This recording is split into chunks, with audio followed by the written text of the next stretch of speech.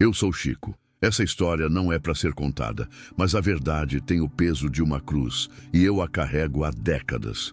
As pessoas me procuravam buscando conforto, palavras amenas sobre seus entes queridos que haviam partido. Queriam a prova de que o céu existia e que seus filhos, pais ou esposas estavam em paz, vestindo roupas de luz e cantando hinos. Eu sempre me esforçava para lhes dar essa paz, para ser o consolo que a doutrina espírita prometia. Mas o mundo espiritual, meus filhos, não é feito só de flores de luz. Ele é feito de impacto, de verdades cruas e de um silêncio que grita quando a vida é interrompida de forma brutal. O dia era 1º de maio de 1994. Eu estava em Uberaba. Na minha rotina simples, a luz do sol entrando pela janela, o cheiro de café coado e a brisa suave de um domingo de outono. A televisão estava ligada, transmitindo o Grande Prêmio de San Marino. Confesso, eu não era um entusiasta fervoroso de corridas, mas o Ayrton Senna... o Ayrton... Ele era diferente. Ele carregava uma luz que não se apagava com a velocidade, uma luz que transcendia o capacete. Eu sentia nele uma alma antiga, mas ainda assim, uma criança empolgada com o vento no rosto. Quando o acidente do Ratzenberger aconteceu no dia anterior, um arrepio gelado me percorreu. Eu não precisei de mediunidade para saber que algo terrível pairava sobre Imola. O ar estava denso, pesado, como um presságio que se agarra à pele e não solta. Eu tentei orar mais intensamente. Pedi a Emmanuel para interceder, para cobrir aquele circuito com um manto de paz. Mas a engrenagem do destino, quando posta em movimento, é implacável. No domingo a corrida começou. O coração apertado, eu via aquele carro vermelho e branco, o bólido de Ayrton, cortando o vento com a fúria e a precisão de um artista. E então, aconteceu. Na curva Tamburello. Não foi a imagem da televisão, não foi o som do motor que falhou ou o impacto do carro contra o muro de concreto. Para mim, a tragédia veio de outra forma.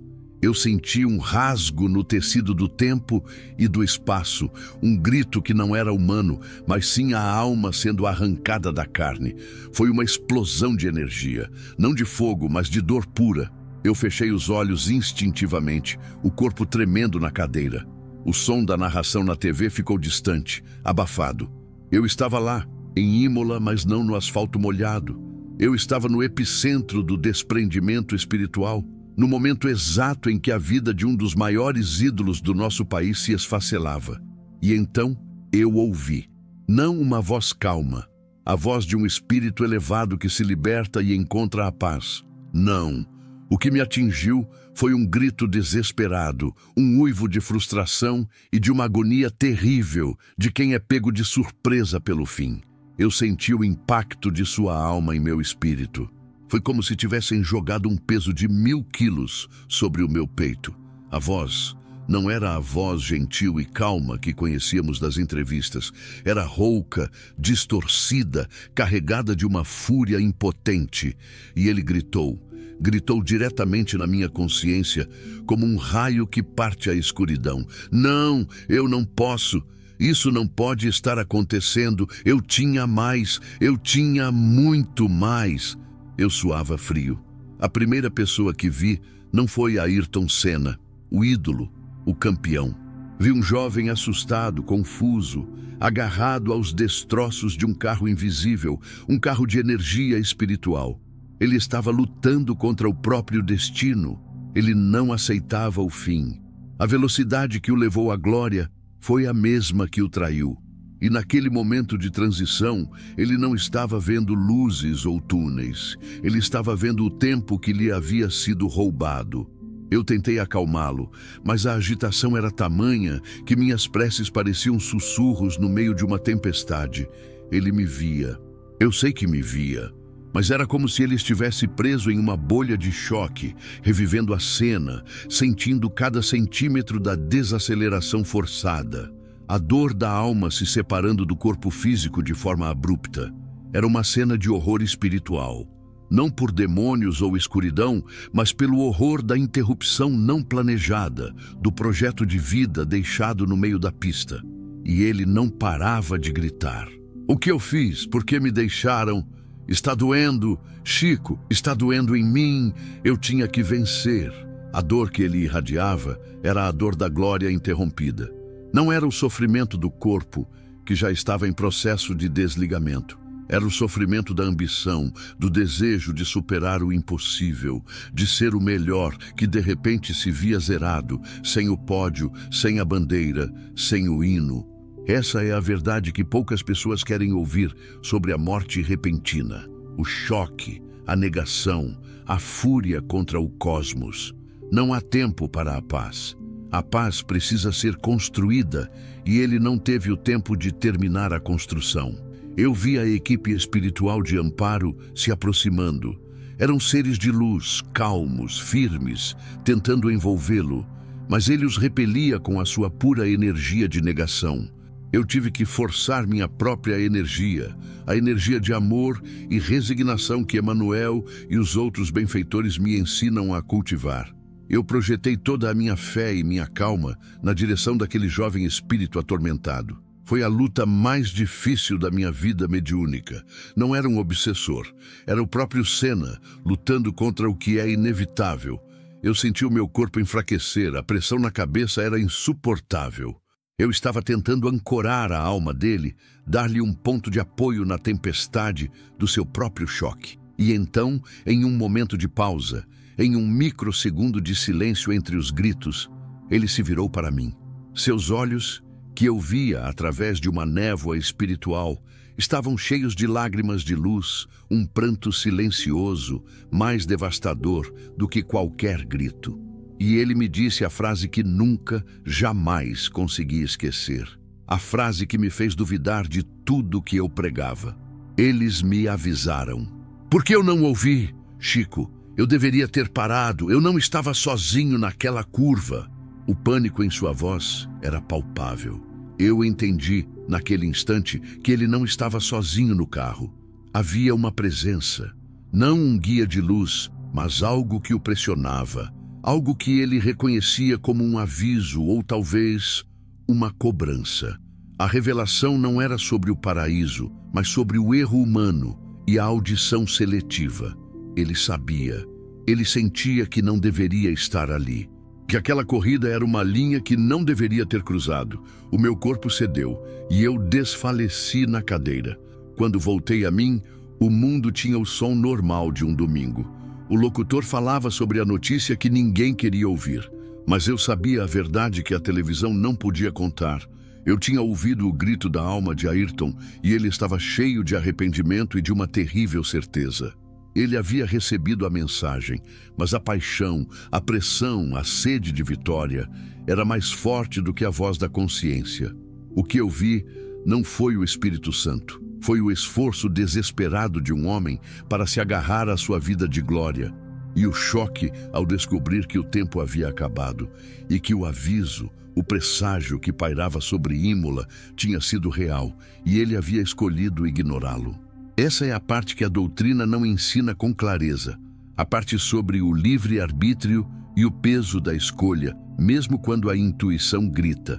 E o grito de Senna, ele ecoa em mim até hoje. O peso daquela visão me acompanhou por dias. As notícias no rádio e na televisão eram uma avalanche de luto nacional. O Brasil havia parado.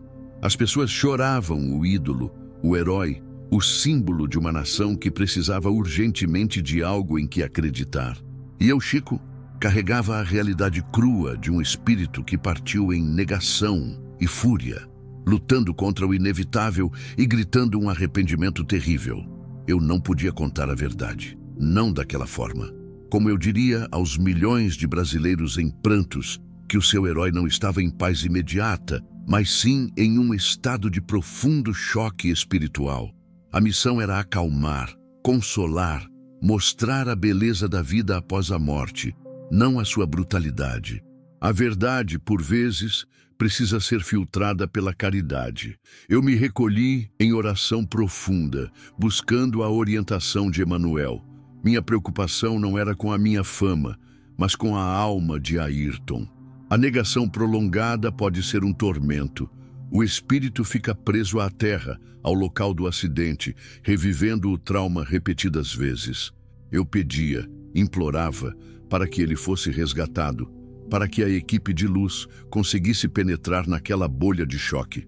Foram 3 dias de uma batalha silenciosa que só eu e os benfeitores conhecíamos.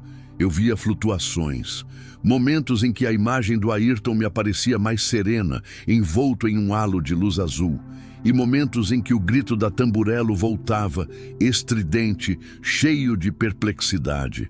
A frase dele, "Eu não estava sozinho naquela curva", martelava na minha mente. O que ele quis dizer com isso? Eu me aprofundei na meditação, buscando entender a natureza desse aviso que ele havia ignorado. Não se tratava de um espírito obsessor. O que Senna sentiu foi a vibração da própria morte antecipada, o presságio que paira sobre locais e eventos de alto risco. Ele havia sentido o medo, a premonição de que algo daria muito errado. E essa premonição, que é a voz da nossa alma tentando nos proteger, é o que ele se referia como a presença que o alertava para parar, para não pilotar naquele dia, naquele carro. Mas o Ayrton era movido pela perfeição, pelo impulso de ir além, de ser o melhor. O medo, para ele, era um inimigo a ser vencido, não uma bússola. E foi essa arrogância da excelência que o levou a ignorar o sussurro da sua própria intuição. No 3º dia, durante o velório, eu tive uma nova visão. O corpo de Ayrton estava sendo homenageado por uma multidão. E a energia daquele amor, daquela comoção nacional, agiu como um poderoso ímã de luz. Pela primeira vez, eu vi o Ayrton de forma mais clara, distante da dor imediata. Ele estava sendo amparado por uma figura feminina, uma alma muito ligada a ele, que o envolvia com um amor que era quase físico. Era Dona Ziza, a sua mãe, em uma projeção espiritual de carinho. A presença dela começou a dissolver a negação. Ela não falava, apenas irradiava o perdão e a aceitação. Foi um momento de extrema beleza, contrastando com o horror inicial. Ayrton ainda estava atordoado, mas o grito havia cessado. O que restava era um sussurro de compreensão. Ele olhou para a multidão, para o caixão coberto pela bandeira, e pela primeira vez a máscara do choque caiu. Ele viu o efeito da sua partida, a extensão do seu legado. E veio o segundo arrependimento mais profundo do que o primeiro. Eu os preocupei, eu os fiz sofrer tanto. Ele não falava da dor física, mas da dor moral que sua partida abrupta causou ao seu povo, à sua família. A alma dele estava começando a trocar a fúria pela resignação. E foi nesse momento que ele começou a acessar a memória da verdade. Ele percebeu que o tempo que ele tinha era o tempo que ele usou, e que a sua missão principal, a de despertar o orgulho nacional e a fé na superação, estava completa. A corrida era o palco, mas a mensagem era o propósito, e essa mensagem estava ecoando em milhões de corações. Quando a alma começa a entender o propósito maior de sua existência, a dor do corte se transforma em cicatriz de aprendizado. Eu sabia que, a partir daquele momento, o trabalho de resgate estava no caminho certo. Ele não estava mais gritando na minha consciência. Ele estava sendo levado não à força, mas pela força do amor e da compreensão. A minha tarefa, então, mudou. Não era mais lutar contra o choque dele, mas sim traduzir a complexidade dessa passagem para um mundo que precisava de esperança, não de detalhes de terror espiritual. Foi aí que, sob a orientação de Emmanuel, as cartas e as mensagens começaram a vir. Não eram mensagens sobre o grito desesperado, mas sobre a glória do Espírito que se eleva. Eu tive que escolher. Contar a verdade nua e crua sobre a agonia da transição e chocar a todos, ou oferecer o consolo filtrado que permitiria ao Brasil seguir em frente. Eu escolhi a caridade. Mas o grito de Senna na minha alma, o choque, a fúria da interrupção e a terceira revelação que ele me fez, essa eu guardei. A terceira revelação, que era um aviso direto para o futuro do Brasil, algo que ele havia visto no momento da sua morte, era a parte mais perigosa e extrema de toda a experiência. E essa eu nunca contei. Até agora, o silêncio que se seguiu ao resgate espiritual de Ayrton não era um alívio completo. Era uma calmaria carregada de responsabilidade.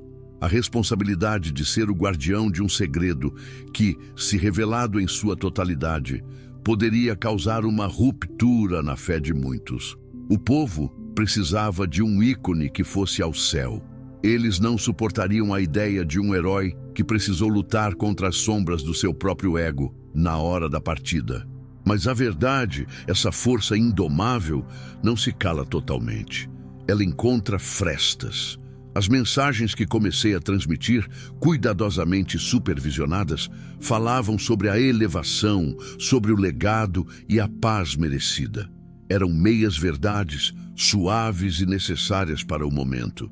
No entanto, o grito inicial e a terceira revelação eram as pontas de um iceberg que eu tinha que manter submerso. Eu me lembro de uma tarde, semanas após o acidente. A comoção havia diminuído. A vida tentava retomar o seu curso normal. Eu estava em casa, folheando um livro, quando a energia da sala mudou. Não era o Ayrton, não mais em choque. Era Emanuel, com uma seriedade que poucas vezes vi. Ele veio para me preparar. Ele sabia que a memória do grito me consumia e que a terceira revelação me atormentava. "Chico, meu filho", ele disse, com aquela voz que é um bálsamo e uma ordem ao mesmo tempo. "Você deve compreender a natureza do impacto." A alma de Ayrton, sendo de um trabalhador incansável e de um espírito elevado, não perdeu sua trajetória de luz. Mas o desligamento forçado é sempre uma violência. É o motor que é desligado no auge da potência. É o que chamamos de desespero primário, a fúria da vida que não pode continuar. O que você ouviu foi a reação instintiva da personalidade que morre e não a essência que se salva. E a parte que ele gritou sobre o aviso. Eu não estava sozinho naquela curva. Ele se referia à voz interna, Chico, a sua intuição, que dias antes, durante os treinos, gritava para que ele parasse. A elevação dele era tanta que ele recebia o alerta de forma clara, mas a glória mundana o cegou. É a lição maior para a humanidade. Nem a maior das virtudes anula o livre-arbítrio e o peso da escolha de ignorar o presságio. Emanuel me confirmou a minha intuição. Ayrton não foi vítima de uma maldição, mas sim da tentação de ignorar a própria alma em prol da vitória. Essa verdade era forte demais para a maioria. O povo precisava acreditar na fatalidade, na mão invisível do destino para aliviar a dor. Eu não podia mostrar que a escolha final havia sido dele, por mais que inconsciente. Mas Emanuel prosseguiu. E foi aí que ele tocou na terceira revelação, o segredo extremo que Ayrton, em seu momento de clareza após o choque, havia me transmitido antes de ser levado ao seu repouso. Ayrton não apenas se arrependeu de não ter ouvido o aviso, ele viu o futuro que havia perdido. Chico, quando a alma se desprende com tamanha violência, ela é arremessada momentaneamente para fora das barreiras do tempo. Por um breve instante, Ayrton viu a si mesmo no futuro. Viu o que teria realizado nos próximos 10 anos. E o que ele viu era maior do que qualquer título na Fórmula 1. Ele viu a si mesmo como um agente de transformação social no Brasil, dedicando-se inteiramente à educação e à elevação do povo. Viu o impacto político que sua voz, liberta das pistas, teria tido. Viu a redenção do Brasil através da educação que ele teria patrocinado e liderado com fervor. E o grito que você ouviu, meu filho, o de eu tinha mais, eu tinha muito mais, não era sobre as corridas, era sobre o tempo de caridade que ele havia perdido ao morrer naquele dia. A terceira revelação me quebrou. Não era apenas sobre a morte de um piloto, era sobre a morte de um futuro para o Brasil. Senna, em seu choque espiritual, tinha visto o caminho de luz que ele trilharia, o projeto de caridade que o faria um verdadeiro libertador do país. E a dor dele era saber que ele havia trocado esse destino grandioso por mais uma corrida, por mais uma glória momentânea. O arrependimento não era de morrer, mas de morrer antes de cumprir a missão maior. Essa era a verdade extrema. O Brasil perdeu o Ayrton Senna, o piloto. Mas o mundo perdeu o Ayrton Senna, o educador e líder espiritual de massas. Essa é a verdade que eu jurei manter em segredo. Como eu diria a um país em luto, vocês estão chorando pelo piloto, mas o que vocês perderam foi o Messias da educação que estava para nascer. A tragédia na Tamburello não foi só a perda de um homem, foi a interrupção de um projeto divino de redenção social para o Brasil, conduzido por uma das almas mais luminosas da nossa história. E eu, Chico, sou a única testemunha viva do futuro roubado que Ayrton viu em seu momento final de choque. Um segredo que me queima por dentro. O peso do futuro perdido do Brasil, que Ayrton viu e lamentou em seu grito final, se instalou em minha alma. A revelação de que a sua missão terrena estava prestes a se transmutar da glória das pistas para o trabalho de regeneração social era devastadora. Pensei em como a história do Brasil poderia ter mudado se aquele projeto de vida tivesse se cumprido. Ayrton não seria apenas o campeão, seria o pilar moral que o país sempre precisou. A sua imagem, a sua integridade, o seu poder de mobilização, tudo isso seria canalizado para a educação das crianças mais pobres. Era um plano que transcendia qualquer governo, qualquer partido. Era a esperança viva de que um ídolo poderia usar sua influência para curar as feridas mais profundas da nação. E essa visão, essa promessa divina, foi quebrada na curva Tamburello. Meu trabalho, após essa revelação, se tornou mais do que consolar. Era o de tentar salvar o que podia ser salvo daquele projeto.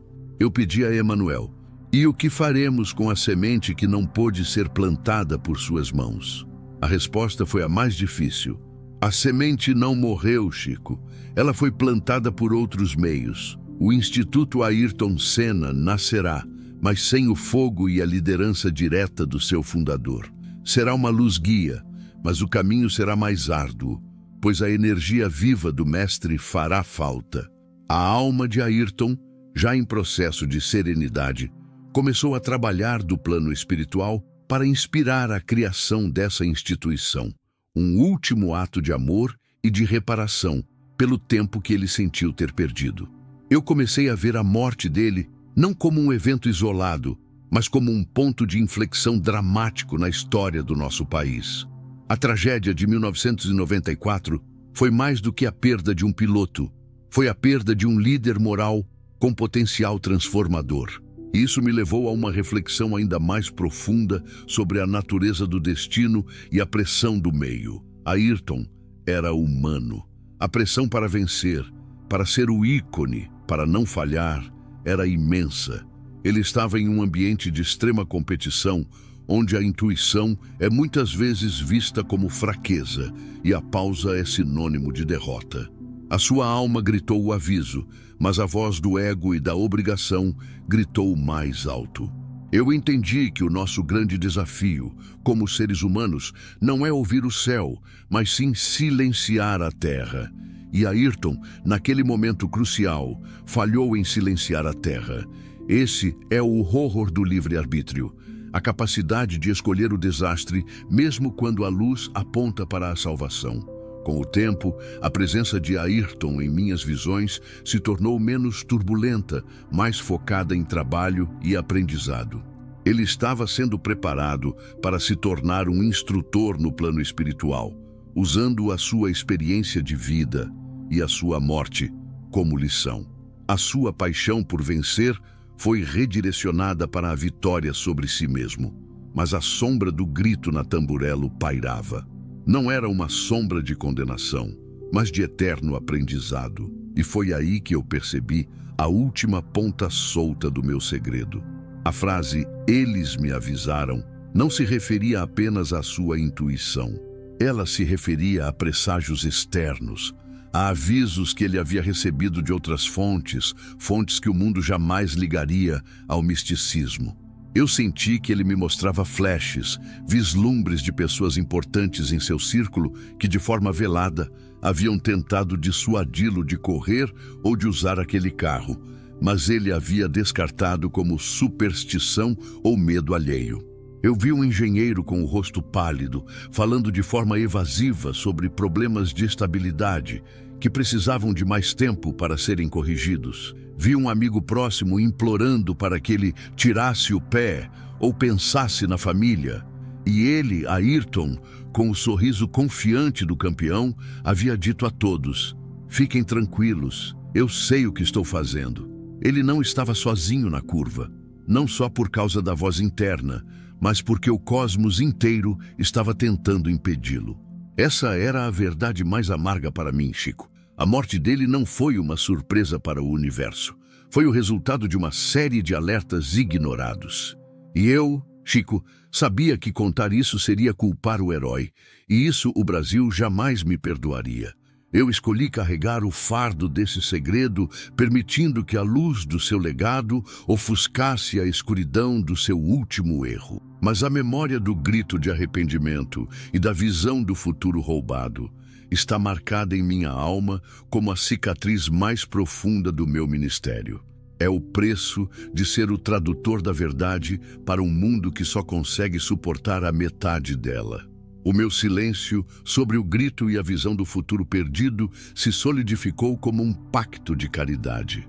A cada entrevista, a cada carta psicografada que vinha sob meu nome, eu sentia a pressão de ter que moldar a tragédia em algo palatável, em algo que inspirasse e não que destruísse. A linha entre a verdade espiritual e a necessidade humana é tênue, e o médium é o jardineiro que decide qual flor o povo está pronto para cheirar.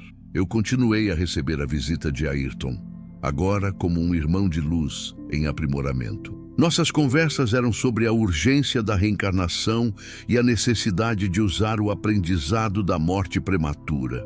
Ele estava obcecado em reparar o tempo que sentiu ter roubado de si e do Brasil. Ele percebeu que a velocidade que ele amava era apenas uma metáfora para a urgência da vida, e ele havia desperdiçado um tempo precioso que poderia ter sido gasto em algo mais elevado do que a glória pessoal. A sua maior penitência não era a dor, mas a consciência do potencial não realizado. Ele me explicou, com uma clareza impressionante, a mecânica do choque espiritual que eu havia presenciado. Chico, você viu a alma que estava há 20 anos presa à terra, na busca incessante pela perfeição.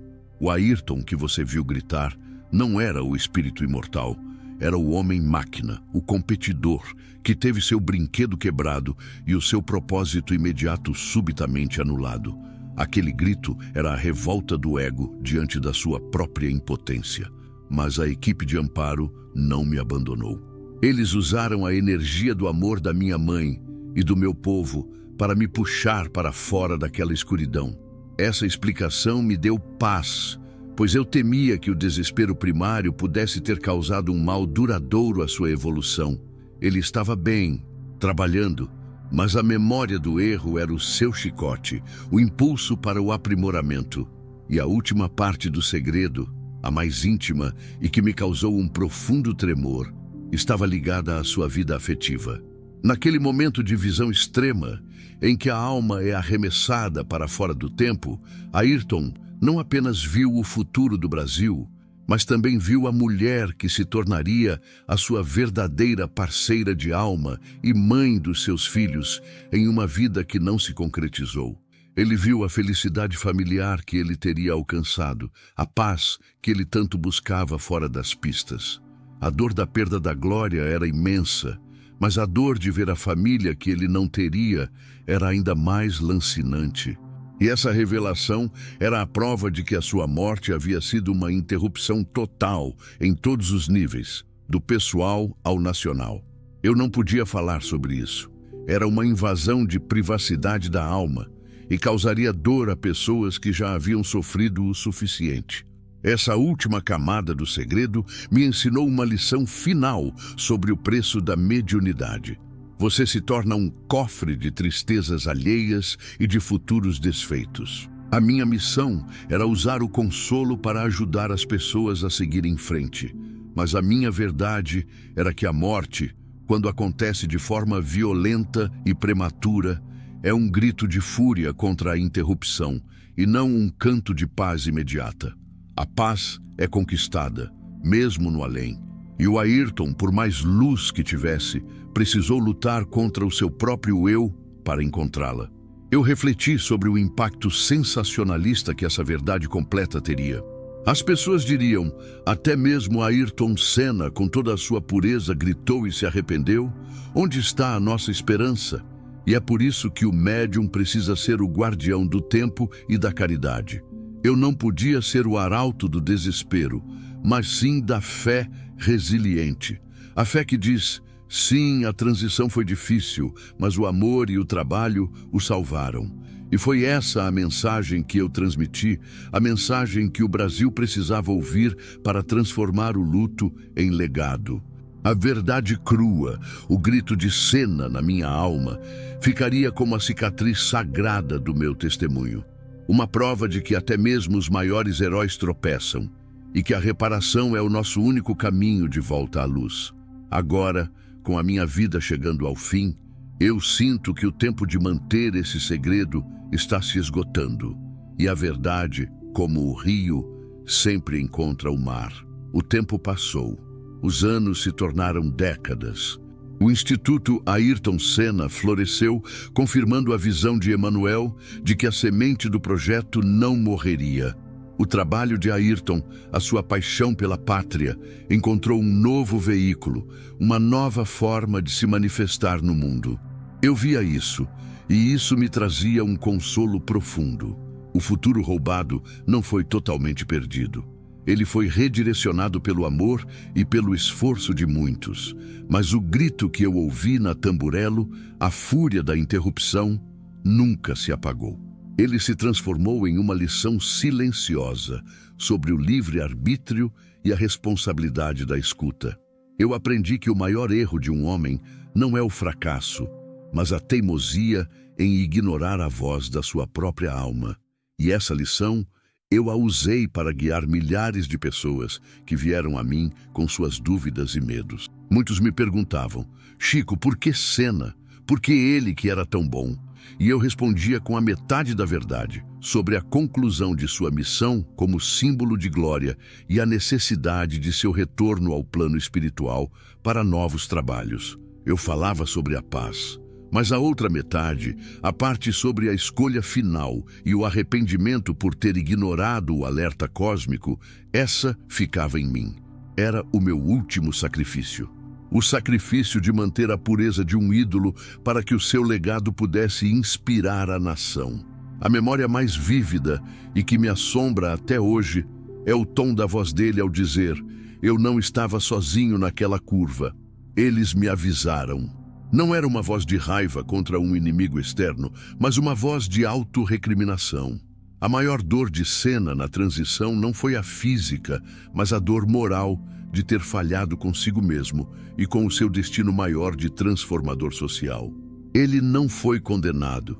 Ele se autocondenou pelo tempo que perdeu, pelo futuro de caridade que ele viu se esvaindo. Minha vida está no fim.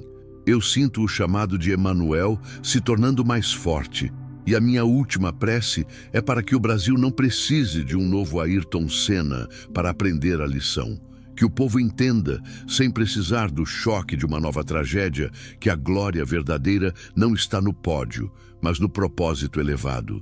Que a voz da intuição, o sussurro da alma, é mais importante do que o rugido da multidão. Eu, Chico Xavier, carreguei o grito de Ayrton Senna por todos esses anos. E agora, ao me preparar para a minha própria transição, eu deixo esta verdade registrada para que, no tempo certo, ela sirva como o alerta final. Não temam a morte, mas temam a vida desperdiçada. Não ignorem a voz que lhes diz para parar, para refletir, para escolher o caminho mais difícil, mas mais puro. O preço de ignorar o aviso da alma é a fúria da interrupção e a visão do futuro que nunca será. Que o amor de Deus nos ampare. A história de Ayrton Senna não é sobre a corrida que ele perdeu, mas sobre o propósito que ele quase trocou e o arrependimento que ele carregou no segundo após o adeus. E esse, meus filhos, é o relato mais chocante que eu, Chico, jamais pude contar.